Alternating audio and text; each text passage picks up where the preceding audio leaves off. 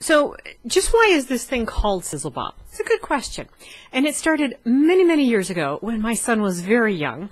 He came running up to me all out of breath and seemed very, very upset. And he said something really serious had happened. And it involved broken light bulb glass and smoke. And I thought to myself, okay, I think that qualifies as really serious. You got me here. So I went with him to the site of concern. And sure enough, there was a light bulb there with a piece missing. I looked around and I finally found the broken little piece of bulb glass, like something like 10 feet away on the floor. So I went and I picked it up and I'm looking at it. And while I'm examining this piece of glass, I thought I saw like a dried drop of water had been on it. And so I said, son, do you have any idea what this is about?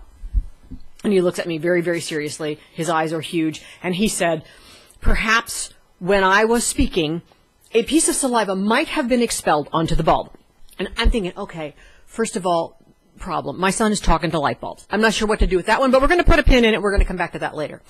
So then I'm looking at this little piece of glass, and I'm thinking, okay, there's more than one drop. There's a bunch of little dried rivulets of something on this bulb.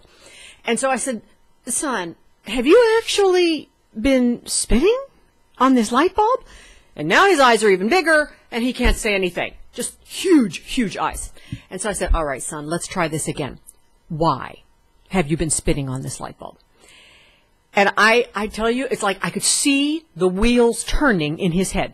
He stood there very, very serious. His eyes got huge, and finally he went, because I liked the sizzle.